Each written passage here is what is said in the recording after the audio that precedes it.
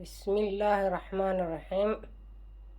السلام عليكم ورحمة الله وبركاته. meeshaan maanta waxaan u rabaa inaan uga hadlo ilmaha la qaato oo wadamadan Yurub lagu qaato oo dowladdu qaadato.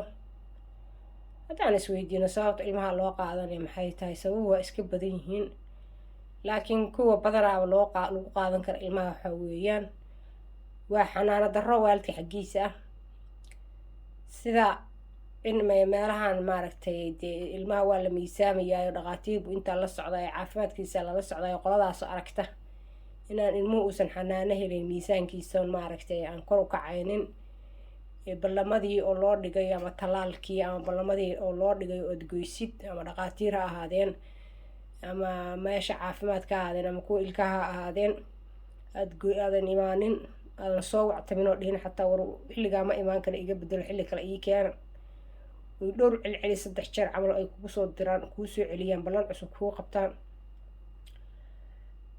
muxuu ahayd xanaano darro iyo nadaafad darro laga arko cunuga maaragtay markuu dhaqaatiirtii u tago iyo ama neersiga u tago laga arko korkiisa inuu cunugu maaragtay diifaysan yahay, in miisaankiisu hooseeyo, inuu xilligaa la geynayo xataa gaajaysan yahay, calooshiisa maaragtay hoos mid maaragtay gaajo ah aad tahay, afkiisa diif ka muuqdo, dharka uu qabo uusan fiicnayn, uusan cunugu nadiif ahayn. arrinkaas wuxuu keenayaa naagtaas la kulanta cunuga inay kaa qorto waxay ku aragtay oo dhanba, ma markaasay warkaa geynaysaa maayo way kuu sheegaysaa, waxay ku leedahay miisaankiisa yar cunuga maxaad cuno siisaa, kaas iyo kaasaan siiyaa, intee in la eg siisaa, intaasaan siiyaa, talooyin bay ku siinaysaa, ballan kale kuu dhigaysaa, waa lala soconayaa. haddana cunugii maaragtay wax kor uma kacayo, miisaankiisa sidiiba u dayacan yahay oo u hooseeyaa, sidiiba wasaq u leeyahay.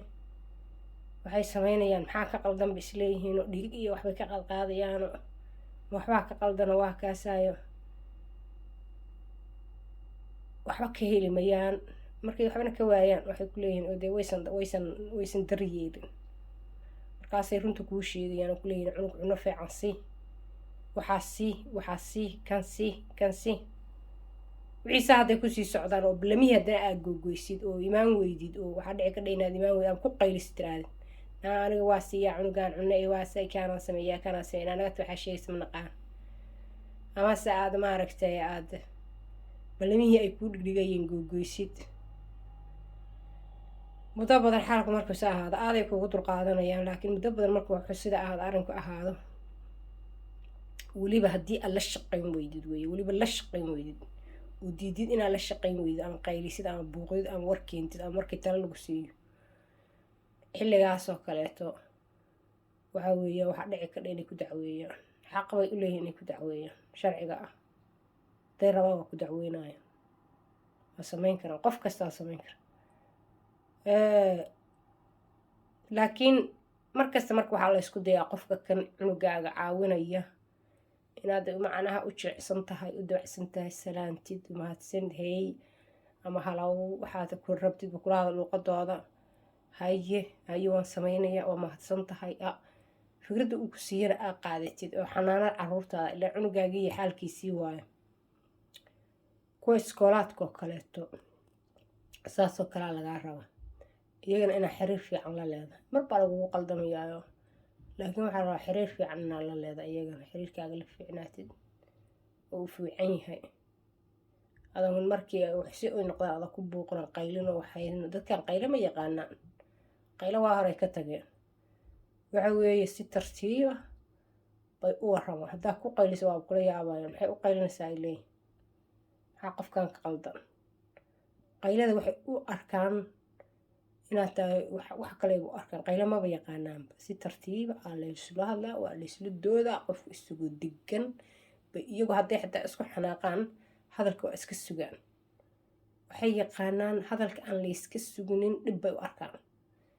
marka waxa waaye qofkan uu la doodaayo waxa waaye kana hadlaaya kaa markuu warka dhamaysto wuxuu kuleeyahay ma dhamaysatay haa mahadsanid mugay waayo ana hadlaayo wuu hadlaayaa, hadalkii xataa ku talax tegi mayee inbuu sheegayaa, wuu la qaybsanayaa, wuu u sheegayaa.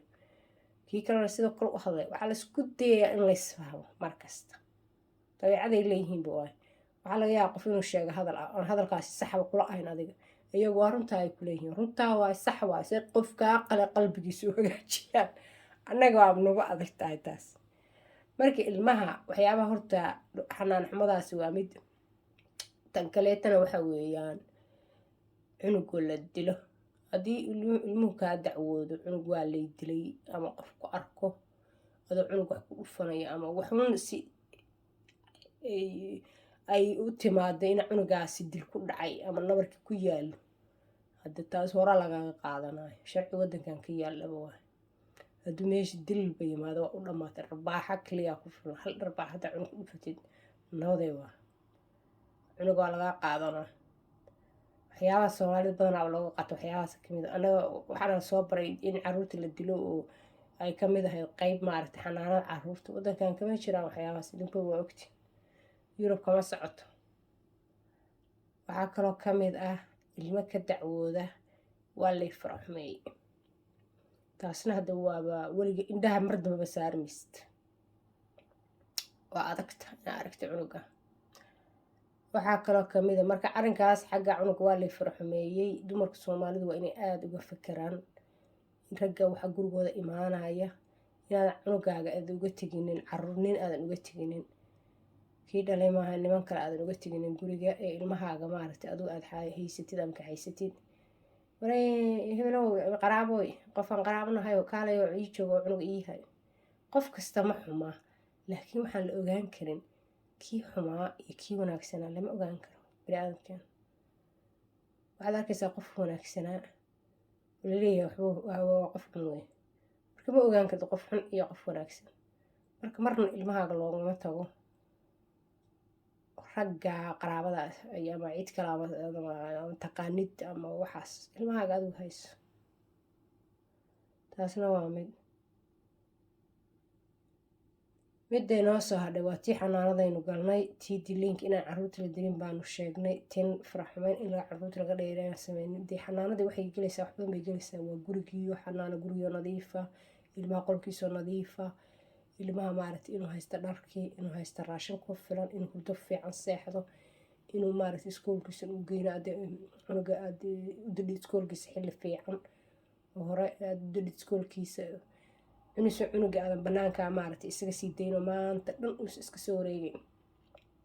taas waa inagu badan tahay inaga caruurteena hadday gaaraan maaragtay 7 iyo 6 iyo xaafadaas maaragtay agaarka ciyaalka maanta dhan banaankaasi joogaan ku ciyaarahayaan isaga qoy balaayaaba iska helaysa. meeshaasaa laga qaadan karaa. meeshaasaa wiilasha badanaaba laga heli karaa oo la dhihi karaa kaalay balaayada mukhadaraad iyo quran iibi.